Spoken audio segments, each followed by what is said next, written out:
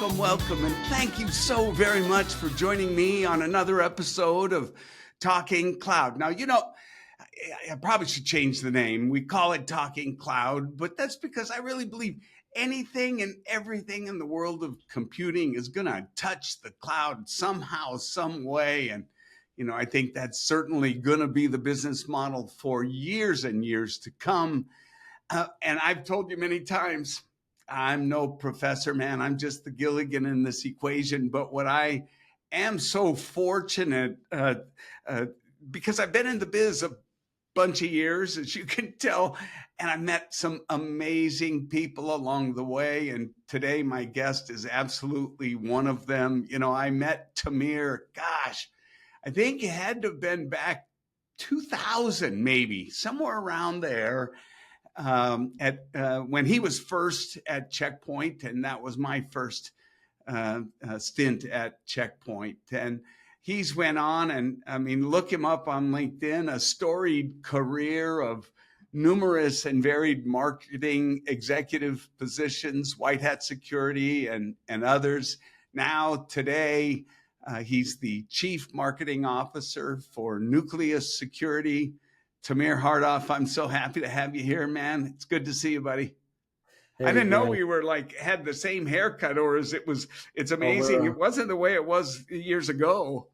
we're definitely sharing tips on hair care for sure. Yeah. So how are you, man? Look, I didn't give you really justice other than throwing out a couple of names, but why don't you just take it from there any way you want to? Tell me what you've been up to, what's going on.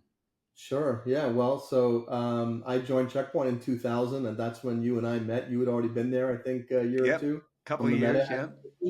And and then there's just to show this, I believe, was in 2002. You and I are both. That's in that France. That's at Euro Disney for yes. the Checkpoint experience. 2002. That's great. Yeah. I remember I put on that goofy hat. I remember that. Those great hats. Yep. Just a great time. And I definitely consider Checkpoint to be one of the critical and foundational points of my career that no doubt put me on this track. It was a second home for me.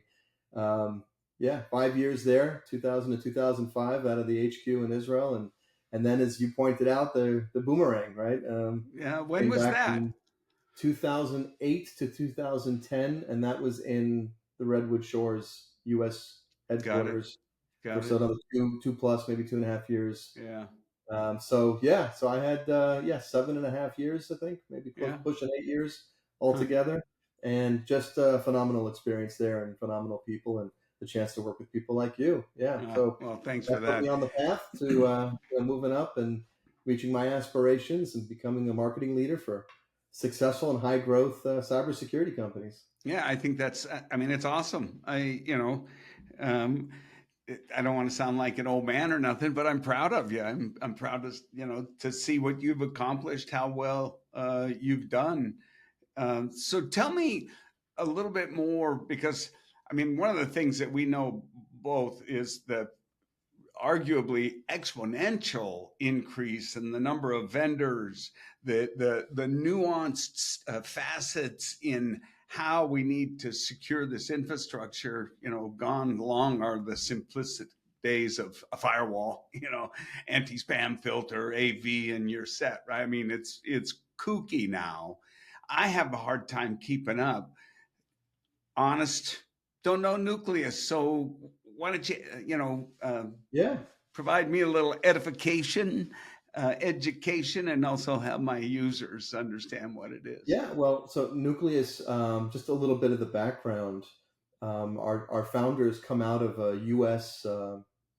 3-letter agency and government background, and founded the company from years of experience working as government and defense contract in cyber, and saw the need, right? I love this story, right? The founders who were practitioners, right? Hands-on cybersecurity people, and had a pain, saw the need, and they're gonna go try to fix it, and build something different to try to fix this problem. So one of the things, if you look across my resume, I'm attracted to companies for which there's no question that what they're selling is not a solution looking for a problem.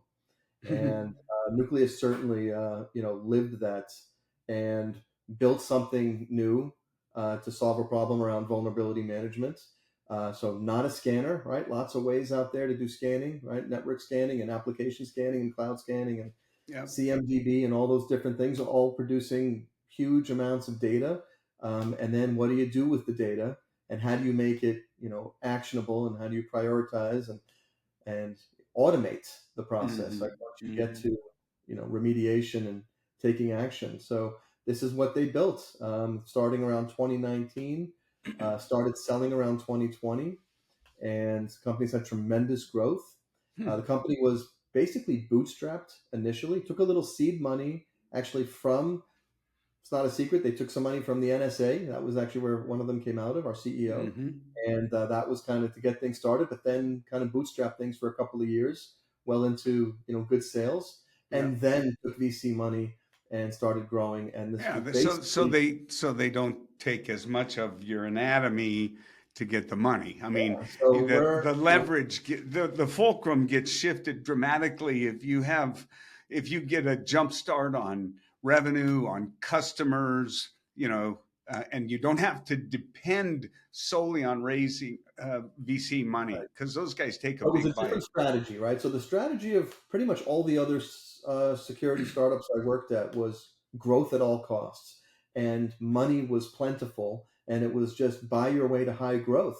And that's not a bad strategy. That strategy worked for some pretty good companies, Yep. right? Yep. Companies that we Yep. know very well. Yep. And this company wanted to do it differently, and they wanted to be efficient, and they wanted to get to profitability, and but the growth was still there, so it was still really good growth. So where I can't share actual numbers here as a private Sure. startup, but we're as approaching 100 employees. We have many more customers and a lot more revenue than most companies would expect from a company that hasn't hit 100 employees yet. Yeah. Yeah. Uh, Well, and I with a lot think less investment as well. one of the things that I go out and what I tout and advocate for customers, and I mean in general, is when you're looking for a partner, you should look for a partner that's healthy, that's frugal, that runs a tight ship. You don't want a partner that's a drunken sailor and spending the money like one, right? Just because you have it. And I think your point is, so often the model has been, well, just throw money at it, buy it. And arguably, there have been some that have been able to push that model and then push it over to Yeah, profitability. But I have a much higher degree of respect and admiration for companies that bootstrap it, that really grow their business correctly, right? yeah, and So I I think think that's cool. And I don't know, correctly is the right word, but you know what I mean. More it's a different frugally. approach. It's a different strategy, right? Yeah. I mean, I was I got to be at Access Security really early. I was employee number 10 at Access Security, Mm. uh, stealth mode, pre-revenue. This was one of the very first investments by a new VC at the time called CyberStarts that I think people have heard of now, and took the company out of stealth mode. Um, went from 0 to 10 million in like 6 quarters, and a really Yeah. amazing exit to HPE. Just a great bunch of guys, great great culture, great company, solved a real problem, took a different Yeah. approach, and it went fast, Yeah. right? Well, you're a Um, marketer, so you all, I'm sure, can appreciate the three kinds of products, right? Vitamin, aspirin, and crack, right? Vitamin is like you can live without it, so that's not a good choice. Aspirin, you're solving a specific problem, removing pain, but crack is what you want, right? One time use. Oh man, I have got to have that again, right? I remember the famous Whitney Houston interview where that came up. Um, anyway, I don't you don't know know. that one where Whitney No. Houston? It was while she was apparently like on drugs, and she basically said like on a live talk show, crack is whack, Oh, well, she struggled with it for sure, right? Yeah. But Yeah. the So, point, the I've point seen, is, those, the different velocities, and yeah. Nucleus is doing something special. And I think, I really need to point out the company's culture is just amazing. Like the two So founders really. explain it. I want to get remediation. Is that what it does? So I we mean, the goal was to build the single source of truth for data. So we're built on a data fabric, and okay. we ingest all the classes and all the sources of data that you've got, right? So if it's like a CrowdStrike EDR, and if it's your Tenable or Rapid7 scanners, open source, right? CMDB, we ingest all of that, and we normalize it, and we analyze it, and we process it, and we prioritize it. Mm, Now, that's prioritization is already basically table stakes now. But we take it a step further and have a unique approach in how we turn that into remediation and automating that process and at scale. So, mm, coming out of government, scale was always big on the minds of our founders. And so we have the ability to scale in a way that no one else can. Um, we're also the only vendor in our space that has FedRAMP. Again, you don't hear about startups getting FedRAMP, which is a very expensive, multi-year, yeah. fairly painful process to go through. Yeah. Large corporations go through a lot of pain to get FedRAMP. For a startup to do it, it's almost unheard of. But this was an area that our founders came out of. Right, the public sector was very important to them. So it's not by any stretch the majority of our business. We still do most of our business in the commercial space, Mm-hmm. but supporting the federal government and being able to solve this problem for government agencies and departments was important. And so we went after that. And there's a lot of things you got to be able to do to get FedRAMP and to be able to sell into the public sector, especially as a Right. small. Right. So Right. that's one of the areas of differentiation for us. That's very cool. So you look at and see all of essentially my security data, So all your of vulnerability data, right? So your exposure related data, yeah. right? So we've kind of evolved from vulnerability to So exposure. am I dumping And logs from all the various pieces that I have in my yeah, so infrastructure? we're not a SIM, right? So we're not looking at logs. It's the vuln data, right? It's looking at Okay. CVEs, and while there's CVSS Okay. scoring as Okay. well, but Okay. the Okay.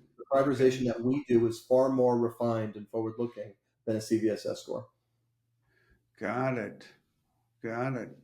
That's a big deal right now, I would think.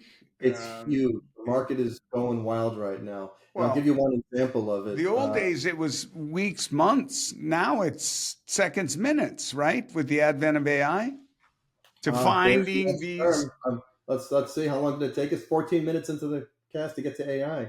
Yeah, Oh, definitely. sorry, I said So that. there, last year AI was the buzzword. This year AI is actually becoming a part of the solution, and there's a few different ways in which AI is involved. One is, which you've probably heard, this a new term, the MCP servers. Yeah. So Wiz announced an MCP server, and then a bunch started following, and we've released our we're already on our second version of our MCP server, or just imminently coming out, Yeah.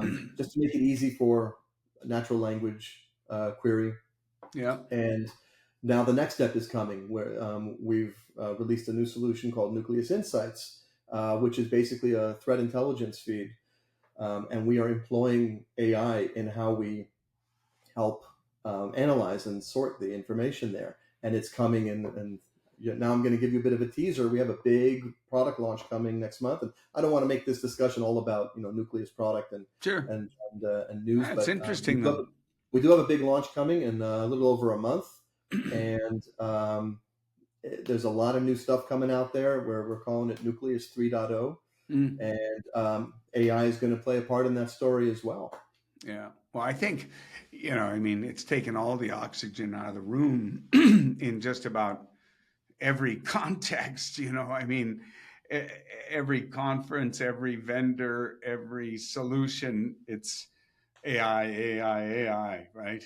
Um, but I am, one of the things I'm interested in looking more into is just, how successful is it across the knowledge worker environment today. Yeah. I mean, And specifically, you know, what's the real adoption rate amongst non-technical industries, right? I mean, because we sometimes talk to ourselves, and I just wonder, you know, I imagine there's individuals, but I just wonder how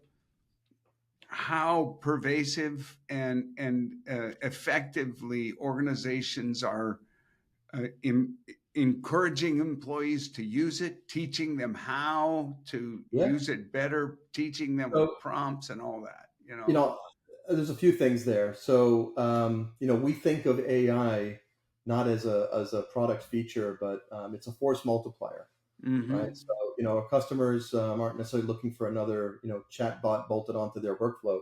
Right. Um, and what we're delivering is it makes sense of the data you already have, and it's giving the people time back, right? And along with the clarity and the confidence that comes from it.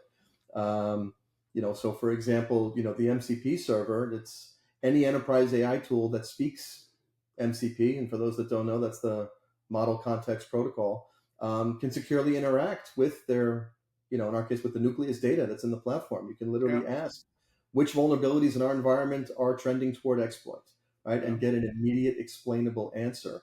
No setup, no scripting, right? Yeah. Just a natural language query and get an actual usable response. Yeah. MCP really is very promising, uh, across across really any use of AI. It really is, encouraging. Yeah, I mean, I think, AI is going to, be how security teams scale their decision making. Hmm. Well, I wonder, you know, what you guys are doing, it seems like is an area where, you've been hearing about it for a while. I mean, for the last several years, we read reports and we see the average dwell time and how long before discovery and, so on advanced persistent threats. And then we also see CVEs that come out from the thousands of vendors and the severity level, and then we see how long it takes them to fix it, which sometimes can be startling. And it Yeah, seems like that's a front where, I speculate, and maybe this is already out, that the nefarious, the guys on the other side, if you will, they've got already an LLM that has every vendor, every CVE, every optimum way to exploit, and with natural language, they can do a little reconnaissance on Tamir Hardof, who you work for, and so on, and really map out a strategy and go after you with this data. And I have no proof it's out there, but it sure seems plausible. I mean, if the data is publicly available, I can teach an LLM about it, right? sure. So, I mean, but doesn't that have a big impact? Let's say it's true, hypothetically, it's out there. You know, how how do you combat against that? Are you able to see that CVE, I come out with a new release 3.0, I Well, install the it. problem the problem is in finding the vulnerabilities, right? So the tools out there do a good job, and they're in fact there's an argument to be made that they're commoditized, right? I mean, really, how different is the network scanning of Rapid7 versus Qualys versus Tenable versus open Right, source, right? right. Scanning element is kind of basic. It's table stakes. It's necessary, but it's kind of table stakes. That's Hmm. we're finding the vulnerability, right? The discovery element, is there. That's why most large enterprises are running multiple tools, right? Overlapping tools for that. Um, it's what you do with the data, and it's the fact that most IT departments and vulnerability teams are overwhelmed with the data. A Yep. large enterprise can uncover millions of vulnerabilities, like literally millions. And then what do you do with it, right? I mean, when I got into this space, the first time that was with Kenna Security back in 2016, I think, Hmm. 16 or 17.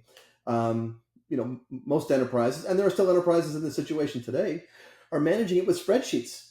You imagine using a spreadsheet, an Excel, to manage And hundreds of thousands of you're millions of talking spreadsheets. about keeping track of the level of vulnerability in all Keeping a of list of my your stack. vulnerabilities, right? Oh And my and what God. is their assigned CVE, and what is their CVSS score, and now, not just now, but I mean, we have the ability to manage that in a much more efficient way. And knowing that you have the vulnerabilities, by the way, most CISOs will tell you, unless you're telling me, how it's going to be fixed, before the end of the sentence, I don't want to know, right? They have all kinds of liability and legal obligations of Yeah. what to do if they are aware of a problem.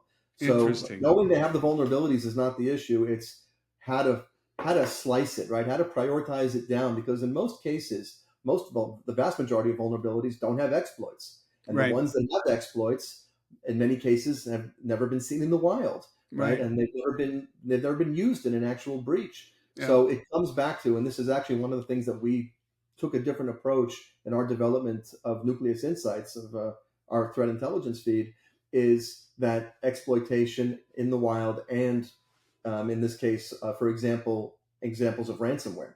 Like, Mm. has this vulnerability has an exploit that's been used in the wild for a known example of ransomware, Mm. and that's something that we've added in. That is, as far as I know, no one else has that capability. Mm. So it's, think of it like the pyramid, right? You're kind of narrowing down to what are the actual relatively small number of vulnerabilities you have in your systems, that are on sensitive servers. For example, having a CVSS score 10 on a vulnerability that's on a deprecated server, right, or a system that's not in use, that doesn't matter, right? Yeah. Who cares? Irrelevant. Yeah. So Exactly. yeah, so you need to know where you're most vulnerable in the most vulnerable data and systems, and that you need to address, and they have an exploit, and they're being targeted, and it's active in the wild, and that's kind of narrowing it down. But Sure. again, that's only part of it. Then what do you do about it, right? How do you then communicate that into a fix that's automated, right? Or the process of getting to the fix being automated, so that you don't have people, as a human bottleneck on getting that processed. So that automation element is something that we excel at as well, at scale. Right. And you're talking about the automation of remediation once it's discovered, the Yeah. automation of Yes, finding not it the and fix. We don't do the fix, right? That's not a. There's plenty of solutions that, and ways to do that. yeah, That's not an aspiration of ours, but we want to get you to the fix. got it. Got it. It's fascinating to me how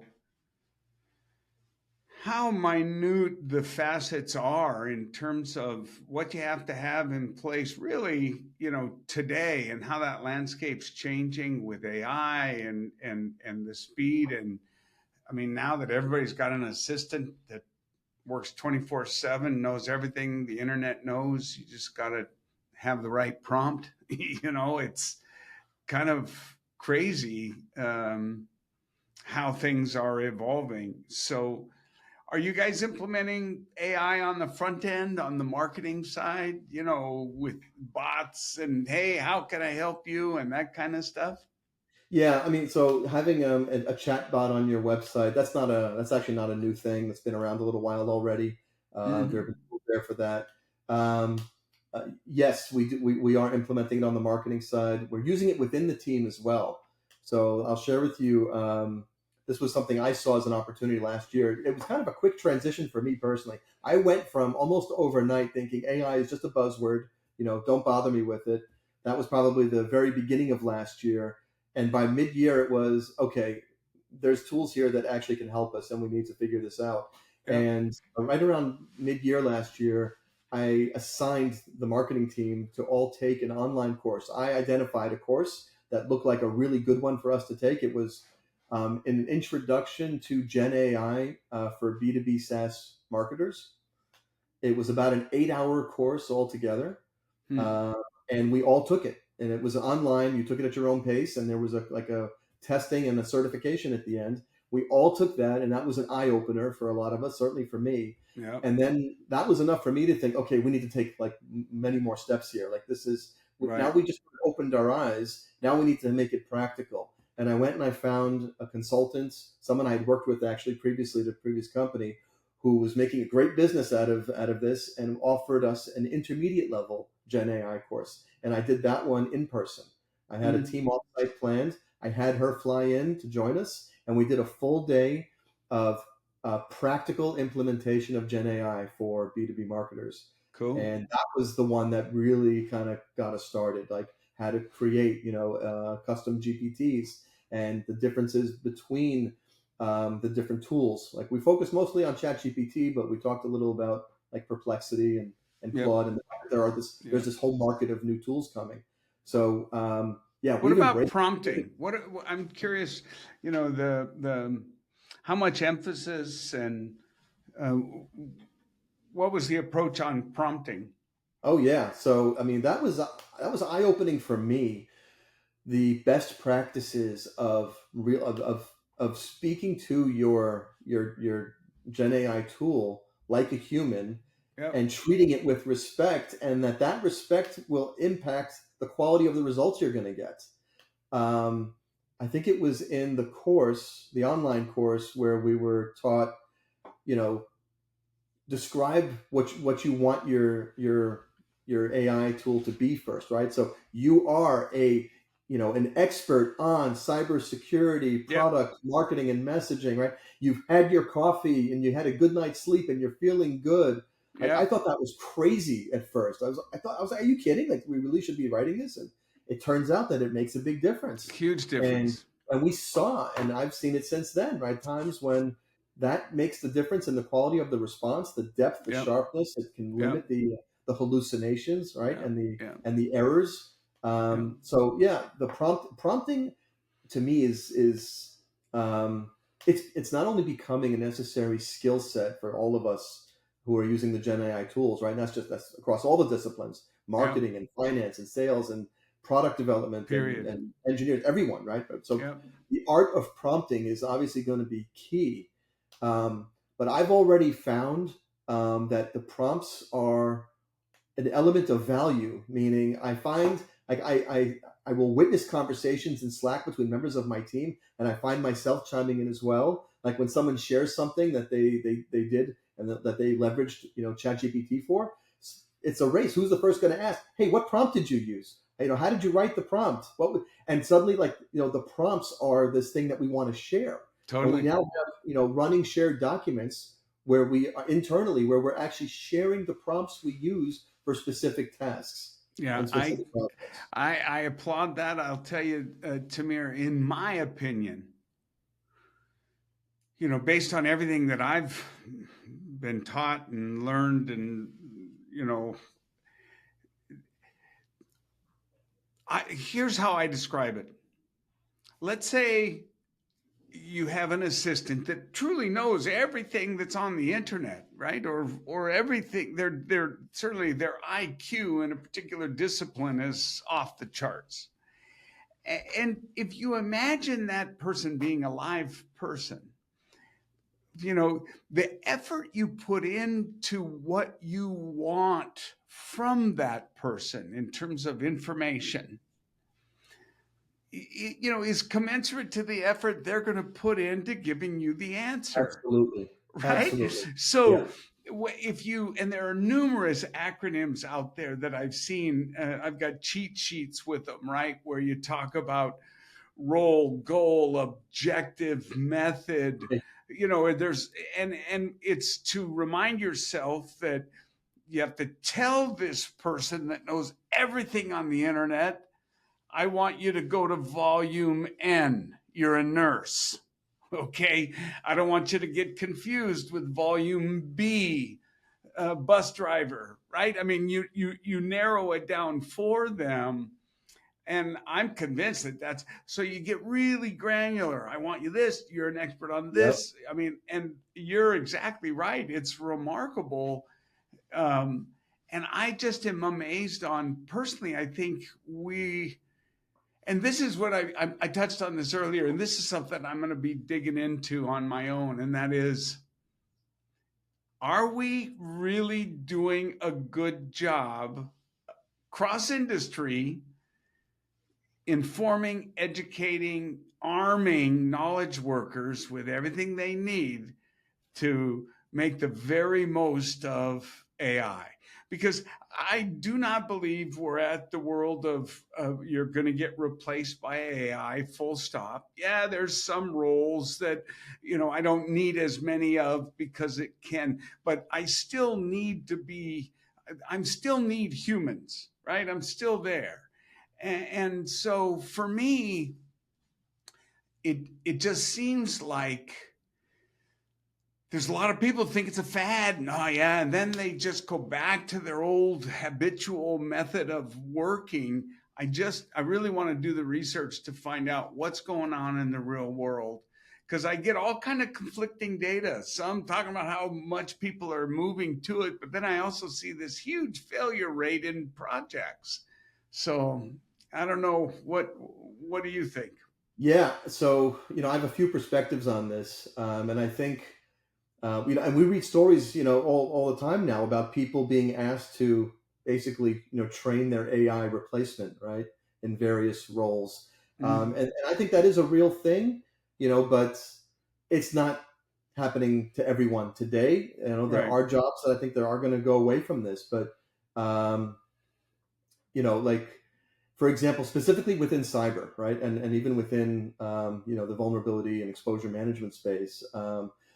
AI is more of an accelerator, right? It's not a replacement, right? So it's the analysts, the security and vulnerability analysts, their judgment, their context, their domain expertise are essential. AI, I think, is more of like a tool to remove the manual, repetitive triage and steps, Yeah. so that the humans can focus on making risk-based decisions. Yeah. So it's definitely an accelerator, and it's like I said before, we see it as a force multiplier, but not necessarily as a replacement. And Yeah. the other aspect is I'm kind of like looking at things through the eyes of my son is now going into his last year of computer engineering in his degree, and so we're talking about what's out there for an entry level person in cybersecurity. It wasn't too long ago when we were overwhelmed with these reports that there's this massive Millions. yeah, right, millions of open jobs in tech and in cybersecurity in particular that are unfilled, and the lack of skilled labor, and seemingly overnight, suddenly it's like, oh, these guys can't find jobs, and a lot of these but roles are but being but you eliminated. still but you still hear the roles are, you still hear there's a void in the technical expertise. There's a need in the market. That's the conflicting data. Yeah, but I think it's um, going to move up chain, right? So I if you look at agree. like the big four are now like no longer hiring recent college grads, But right? let The me big ask you four. this. Let me ask you this. You know, and it's the quintessential unintended consequences, right?